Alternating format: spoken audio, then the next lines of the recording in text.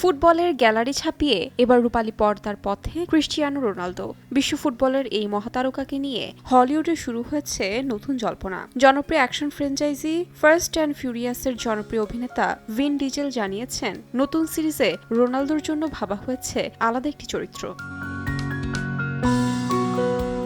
সম্প্রতি ইনস্টাগ্রামে রোনালদোর সঙ্গে তোলা একটি ছবি পোস্ট করে ভিন ডিজেল এই ইঙ্গিত দেন। মুহূর্তেই খবরটি ছড়িয়ে পড়ে সোশ্যাল মিডিয়ায়, আর তাতেই উত্তেজনায় মাতেন football O সিনেপ্রেমীরা।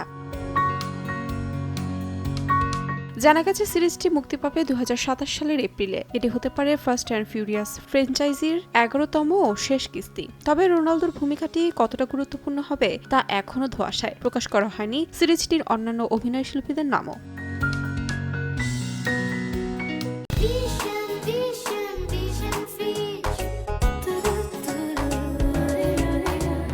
Fast and furious সিরিজে রোনালদোর যুক্ত হওয়া নিয়ে আগে থেকেই চলছিল গুঞ্জন। ফুটবল ক্যারিয়ারের পর অভিনয় ইচ্ছার কথা বহুবার প্রকাশ করেছেন তিনি। সেই লক্ষ্যে 2025 সালে চালু করেছিলেন ফিল্ম স্টুডিও।